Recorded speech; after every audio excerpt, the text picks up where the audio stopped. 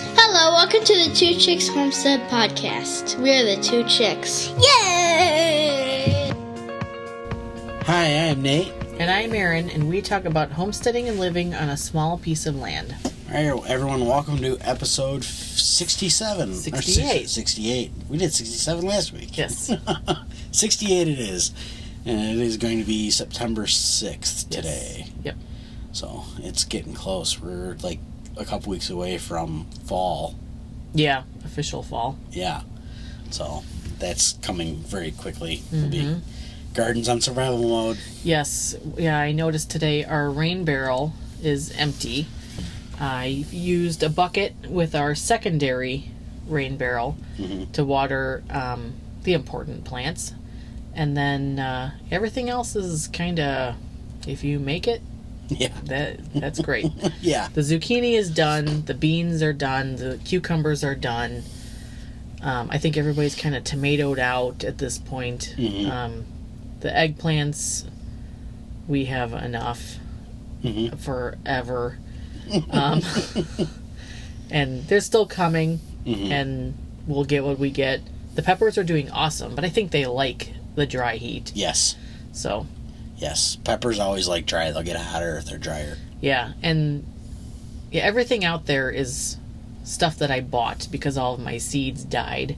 So nothing out there is anything that I really wanted. Right. I mean, I did want some of this stuff, but they weren't like the right varieties. So all of my peppers are... I mean, I got some purple bell peppers, which have been very good. I think the purple bell peppers are the only ones that were actually purple bell. Yes. And the pepperoncinis. Yeah, but pepperoncinis. I had grown the spicy ones because I wanted to use those for Mississippi roast, so now I just have regular boring ones. Yes. So I got to figure out how to do those. But, yeah, the jalapenos we have are not jalapenos. No. Peppergate is a real thing at this house. Yeah. If you're not familiar with that, look it up. Yeah. Somebody screwed up somewhere. They look like jalapenos. Yeah, and they taste like green peppers. Yeah. But I did freeze dry some, and they actually are spicy-ish when they're freeze dried. So at least I can still use them in chilies and stuff like that. So. Yep, that'll work. It's like a tease. Yeah. So it is what it is. Yep. So that's what's going on in the garden. It's pretty much done for the year. Yeah, a couple more things to go. Whatever survives is all bonus from here on out. Yep. And then we should see a frost in 8 weeks. Yeah, mid-October. Yeah, usually mid-October. Yep. So it went pretty good. I mean, for as bad as this... 4 weeks, 6 weeks. That's, jeez. Yeah. As bad as this summer has been, the garden did really well, considering. Yeah, absolutely. And the rabbits will be thankful for some cooler temperatures. Yeah, in a week or so, it's like in the 70s and 60s. I know. I'm going to have to go find hoodies. Yeah. So. Yeah, all of a sudden, it'll be like to get winter... we should probably go shopping for winter gear. No, they got swimsuits out already for next year. Don't worry about it. Oh, okay, good. We're just bypassing the whole winter gear thing. All right. That was last spring. We should have been doing I should that. have, yes.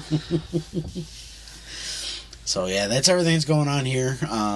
But we noticed that the metrics are starting to rise on the podcast, so we wanted to do a recap on us again. So kind of just reintroduce ourselves and what we have been doing and what we've gotten ourselves into.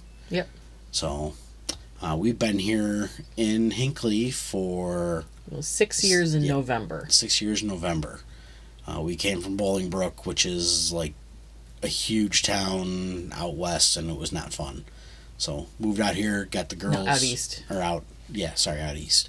Got the girls, in a better spot, and just started doing things. Yeah, we moved here when our oldest was 4. She thinks she turned 4 here. Yep. And the little one was 1. She had just turned 1 when we moved out here. So they've pretty much grown up here. Yeah, absolutely. But our oldest still remembers Bolingbrook. Yes. And she wants that house back because that house was cool. Yeah. Well, whatever. She couldn't have an ATV at that house. She's got one here. Yes. So, yeah, we moved in, and it was an empty yard with a little swing set out there, and that was it. Yeah, it was. We're on just a little bit short of a half acre. we back up to a cornfield that's about 400 acres.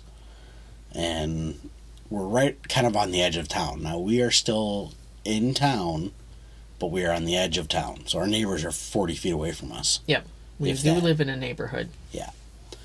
But our view out the back door is either corn or beans, and when it's beans, that view is gorgeous. Yep. Yeah, Hinckley has, what, 2,100? Yeah, 2,100 people. Yeah. So, and it's like 3 miles by 3 miles, I would say, is the size of town. Yep. So, it's... Yeah, and we can walk to town. We can walk to the library. We can walk to the little ice cream shop. Mm-hmm. And then also be in our backyard and walk down the 1/4-mile lane and be in a forest preserve. Yeah, exactly. So that was definitely the nice thing, is getting to know the neighbor to the east of us and having free reign of that, and then learning all the stuff that he's got back there. Yeah. That he doesn't understand what it is, but we do. Yeah. So when we moved out here, I brought up that I wanted chickens. Mm-hmm. You thought I was crazy, but you went along with it because that's what husbands do. Mm-hmm. And so we got chickens. We actually went and bought one of those fabricated coops. Prefabs.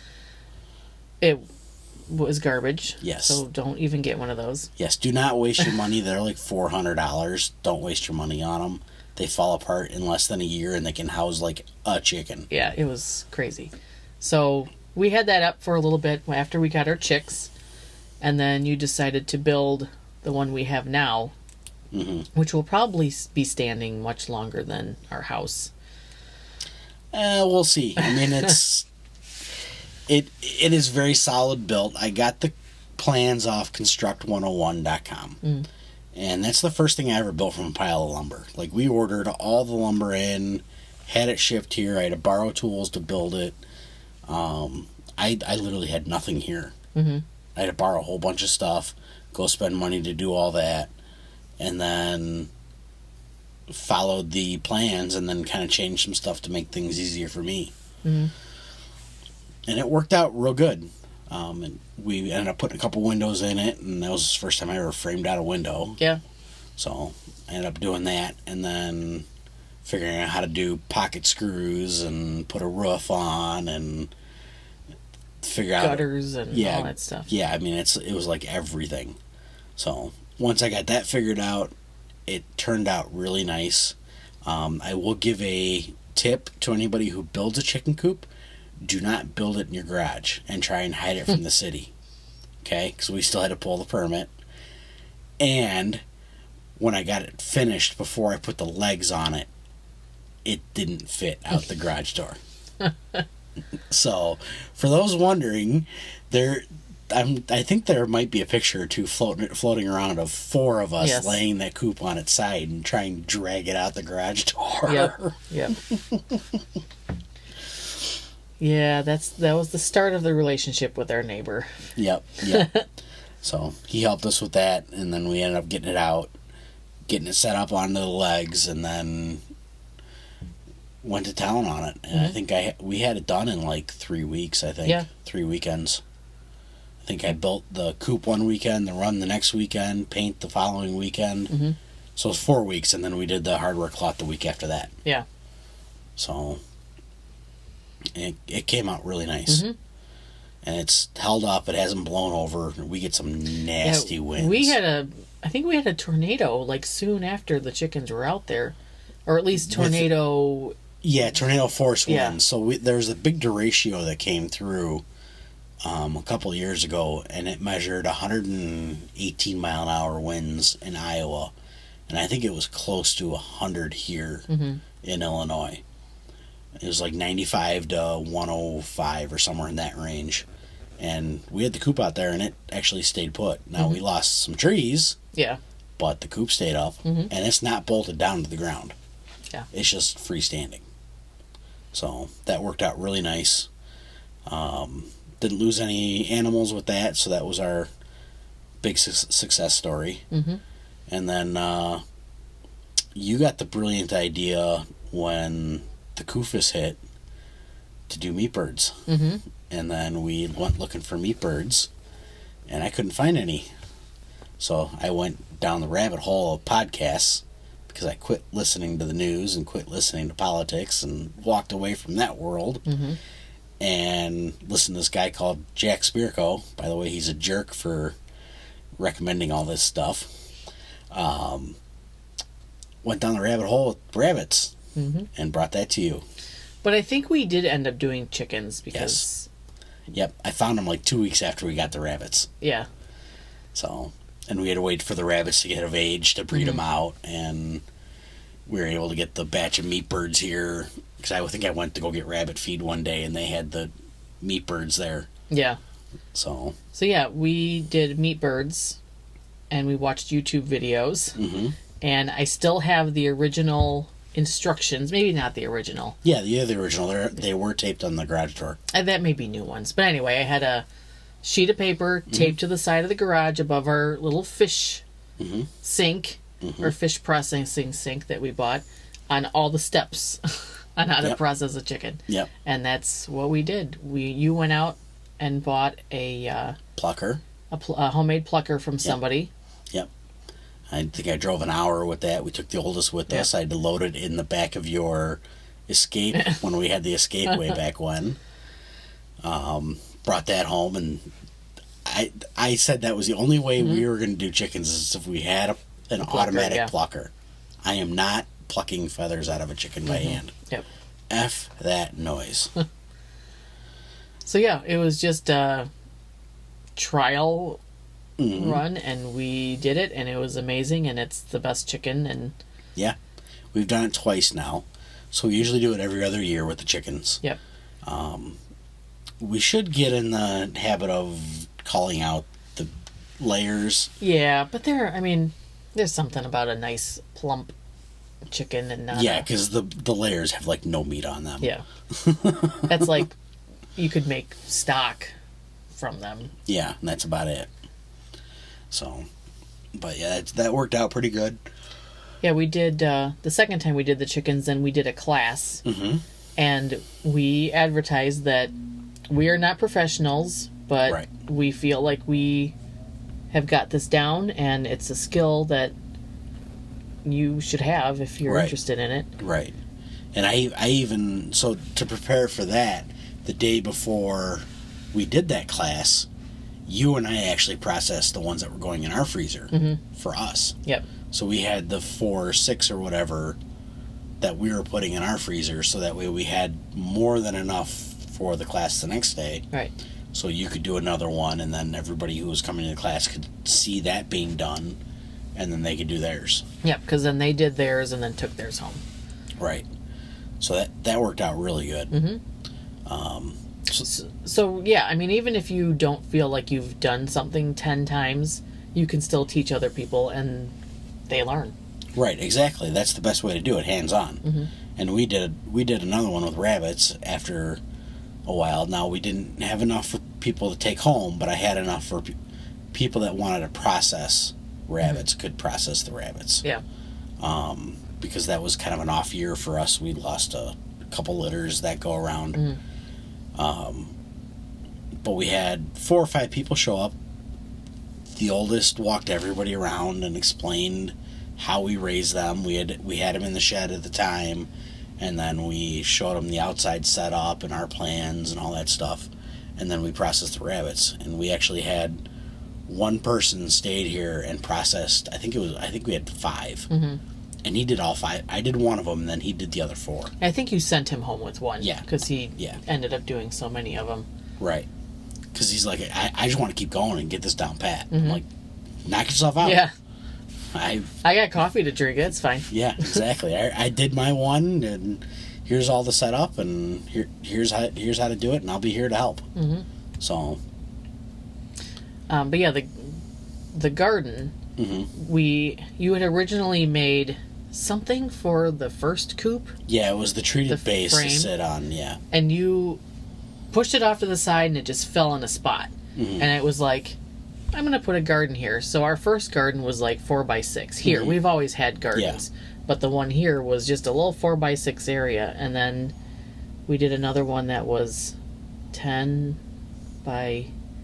It was 10 by 16 by 10. Yeah. I think. or 8 by 6, no, 10 by 16. Okay. That's right. And then we ended up getting the barrels for the comfrey that sits in there as well. Yeah. And then we also expanded the next year. We realized that 10 by 16 was not enough. Mm-hmm. We needed more because we literally packed everything in there and it was a giant mess. So we did another following year.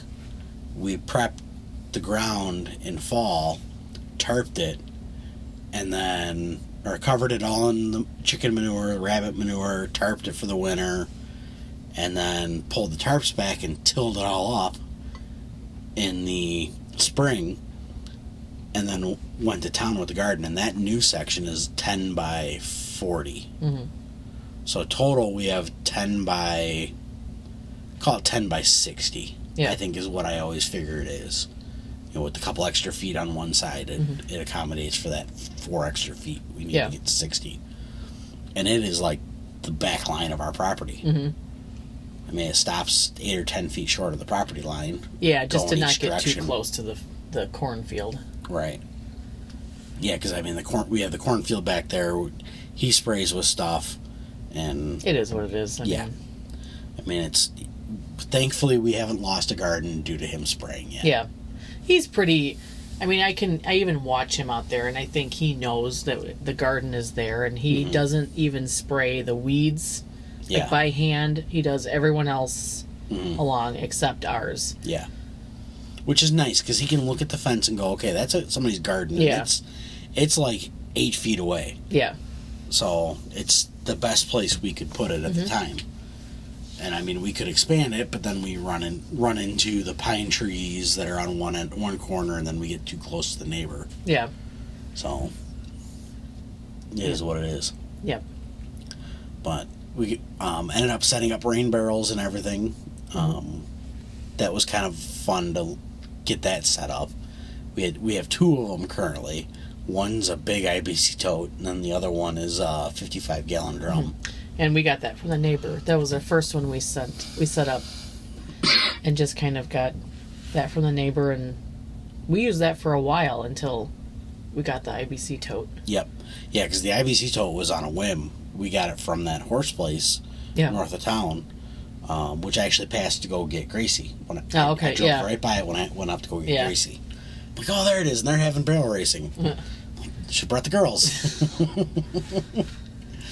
So, but yeah, I mean, it's been fun out here, and the biggest question we've gotten since we moved out here is, you guys are moving to a good school district, but you're still homeschooling your kids. And I think we had made that decision, like, that was a hard line for both of us. It's gonna happen. And this was 2017 we made this decision. So I mean, you and I had come to the conclusion that we're gonna do this back then. And then our oldest, once she hit kindergarten age, is when we started doing it, which I think was 2018. Yeah. So I mean, we're doing all this stuff before Kufus hit, and we were ready to go, which was kind of nice. Yeah. You've always been the stay-at-home mom where you handle the stuff here, and I've always been off the homestead doing the 9 to 5. So it's what needs to be done. Yep. And then our neighbor, who we were here, I think, doing the walkthrough. What do they do when they check the house? The inspection. The inspection. Yeah. And he had come out, and we were meeting, and it was like, oh, how long have you lived here? And he was like, well, 2 weeks today. And it was like, okay. So it was kind of nice, though, now that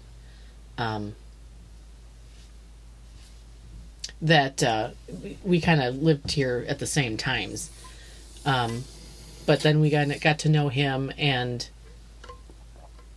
just over time we were able to, walk down the lane and that's when we kind of were walking down there. It was like, is that elderberry? Are those puffball mushrooms? Yeah. And it was like, are you okay? You know, can I use this? I'll make you some. And he was like, yeah, whatever. Well, now it's like every time he has a chance, he's like, yeah, you make me the elderberry syrup. And I'm waiting for it. And same, you know, mulberries. Every year he gets a mulberry crumble. And it's kind of neat that, you know, and with hunting season, I always make him the mini rabbit pot pies that he freezes and takes with to go hunting.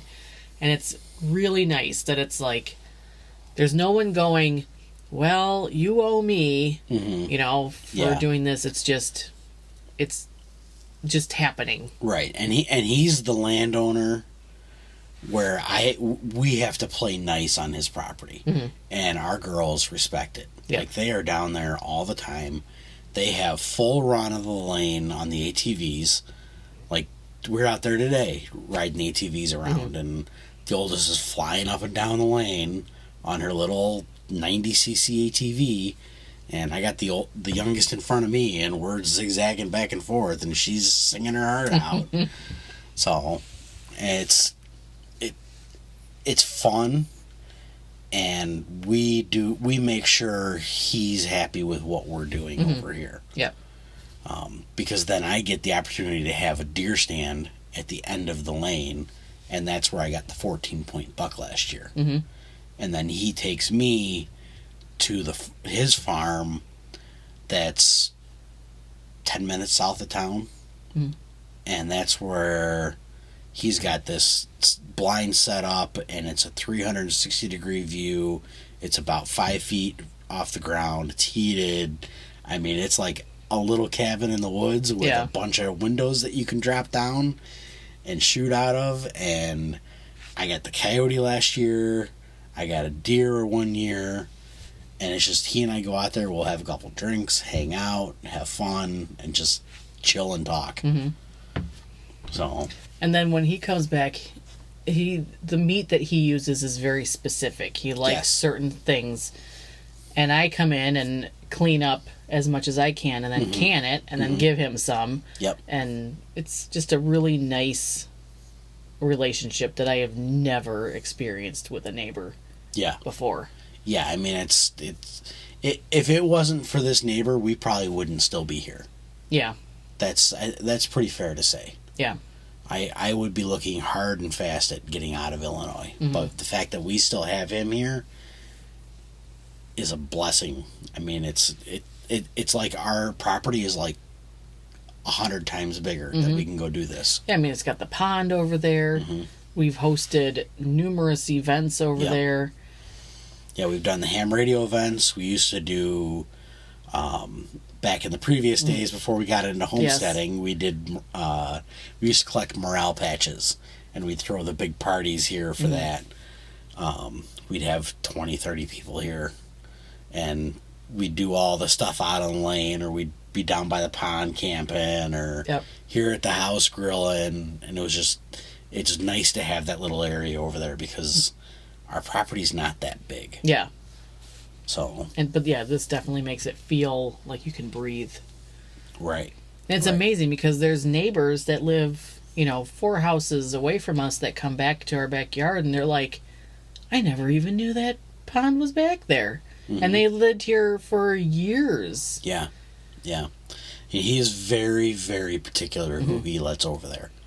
And when people show up, we vouch for those people to be able to go down there. And so far, everybody has treated it with respect, which is why we still get to use it, no problem. Yeah. So, it's definitely fun to get to know your neighbors when you need to get to know them.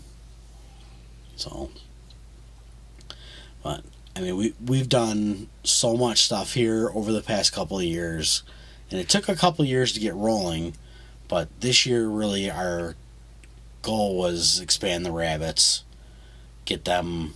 I mean, I wasn't planning on moving them out of the shed, but it just happened when we moved them out of the shed. This is so much nicer. Yeah. I think a couple weeks ago we probably would have lost a couple of them. Yeah, with the heat. Yeah.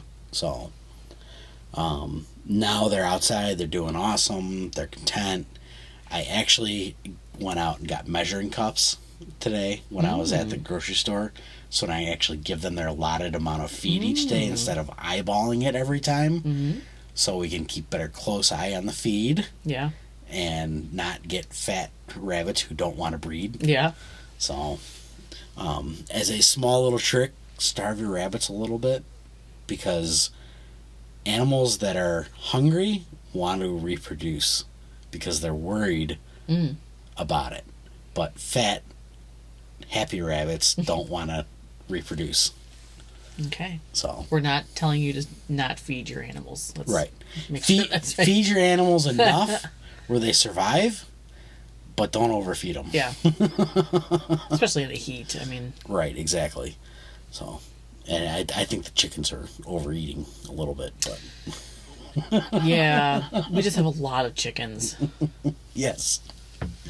So that was a village thing. Yeah, that was not planned. Yeah. So currently we have 14, I think. I think I counted 14 today. Yeah, maybe. So 8 regular. I think 15. Is it 15? Maybe. I don't know. Either way, it's 14 or 15. There's a lot out there. Yeah. We have 8 Wyandottes, which are crazy. They're a little flighty. Yeah, we need to get out there and clip their wings. They like sleeping in the run.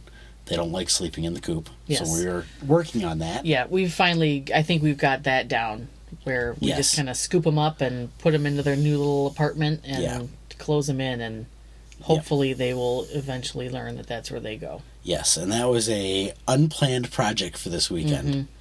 I covered the hole in the floor that had the ramp for the old coop come out underneath the new coop. So I floored that over, so now they have to come out through the new coop and then down the ramp. Yeah. And then I put a little door in that raises on a string, so we can just lock everybody in there and be done with it. Yeah, so hopefully we don't have to go out there and bring them inside for the rest of their lives, because then their lives are not going to be very long. No. We will have Wyandotte chicken soup. Yeah, I mean, it's going to be that and all the others, and we'll just restart next year. Let me stock some eggs first. Yeah. So, but yeah, I think we've gotten into a lot of stuff out here, and I don't think we're done yet. Yeah, I think we've kind of slowed down. I think this year was a lot of fine-tuning everything. We didn't, besides for a few, like the village stuff, that we added more animals, we didn't really do a lot. We just kind of added on to what we already have, and... Right. We didn't even bring up the hog, the fact that we process all the hogs here. Yes, that's true. Yeah, I do remember that one email, or no, our butcher in town posted, gosh, when was that? It was 2020. Was it 2020? It was during COVID. She lost her locker date.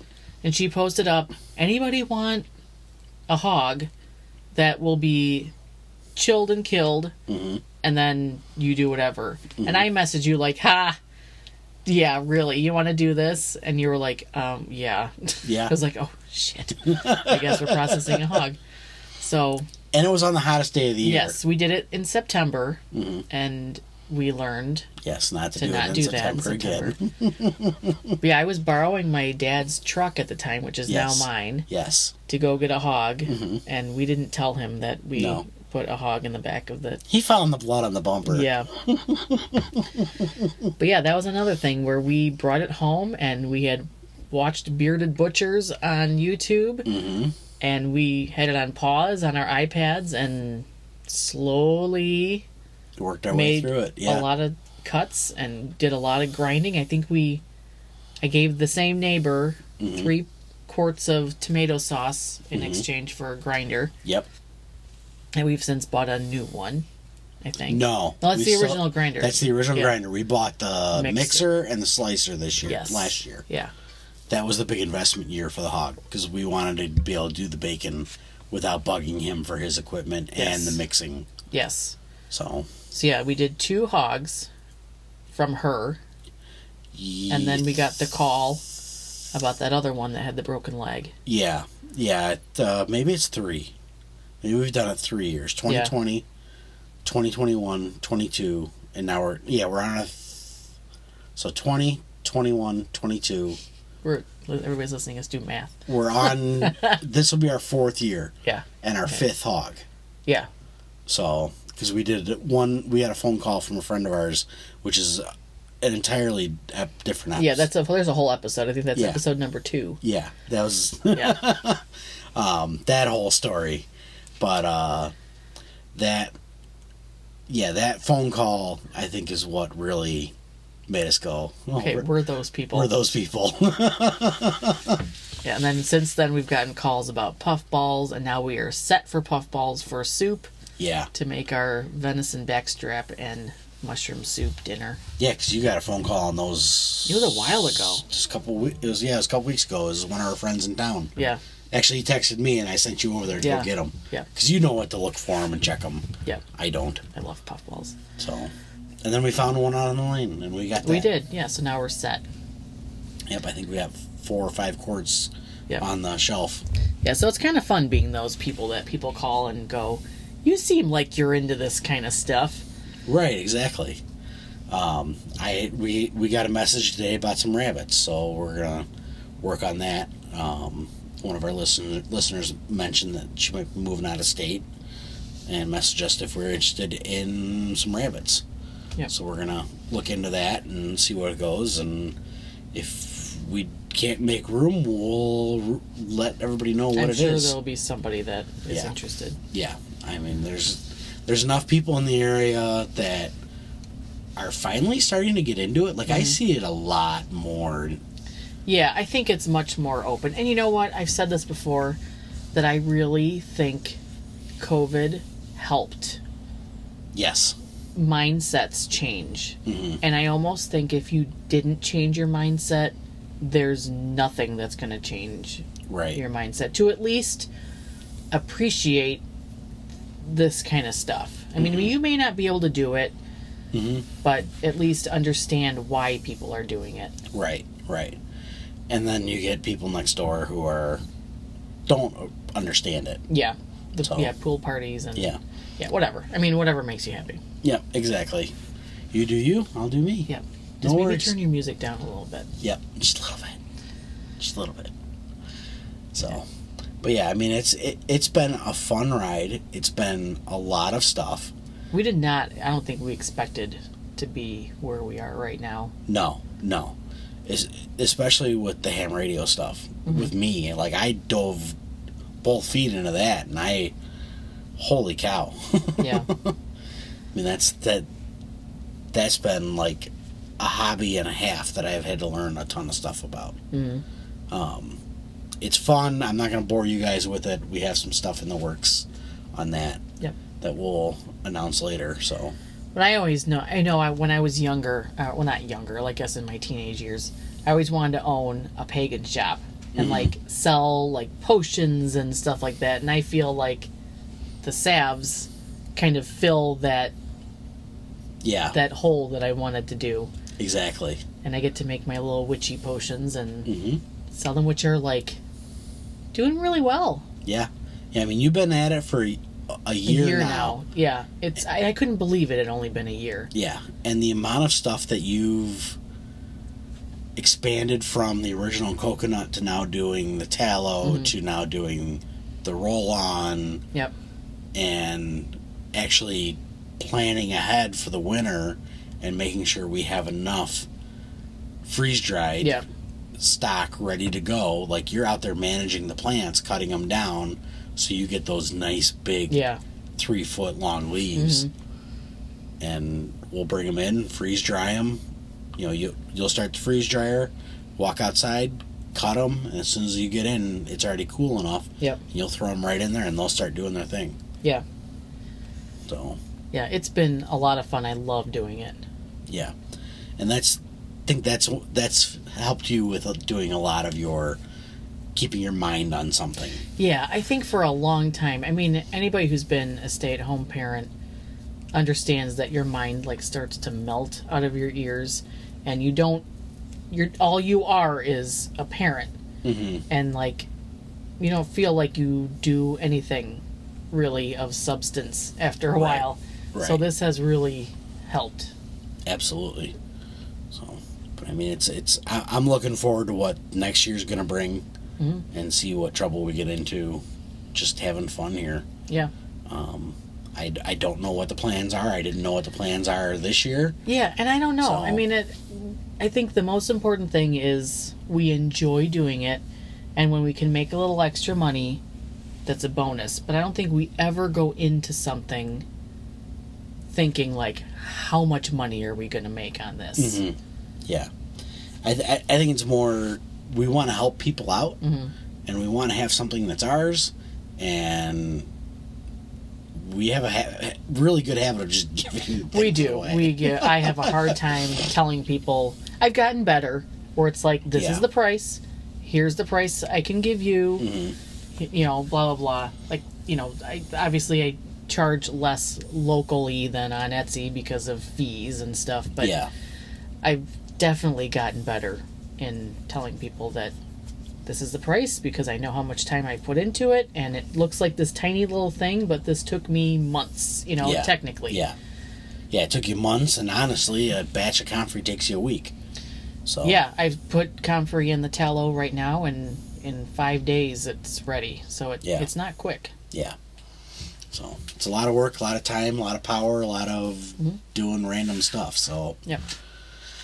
But I think that's pretty much it for that. And then we have 2 weeks. 2 weeks from last Saturday. Yeah, 2 weeks from last Saturday. So a week and a half. Yeah. Week and a half from this episode on the 16th. So 10 days from when this releases is the meetup.